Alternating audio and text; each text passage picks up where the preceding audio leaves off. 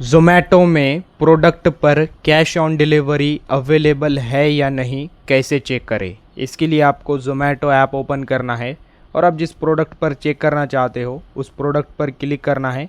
Then product को open करना है। देन प्रोडक्ट ओपन होगा, कुछ इस तरह का दिखाई देगा। देन फिर यहाँ पर आपको ऐड आइटम ऑप्शन शो होगा, ऐड आइटम पर क्लिक करना है। देन कुछ इस तरह का इंटरफेस दिखाई देगा। यहाँ पर आपका आइटम ऐड होगा। देन यहाँ पर आपको कंटिन्यू पर क्लिक करना है। देन कंटिन्यू पर क्लिक करने के बाद कुछ इस तरह का इंटरफेस आएगा। यहाँ पर पे ऑन डिलीवरी ऑप्शन शो होगा। नीचे यहाँ पर आपको पे ऑन डिलीवरी ऑप्शन शो होगा। ये ऑप्शन यहाँ पर आपको दिखा रहा है, इस पर क्लिक हो रहा है तो इसका मतलब आप जो प्रोडक्ट ऑर्डर कर रहे हो उस पर पे ऑन डिलीवरी अवेलेबल है।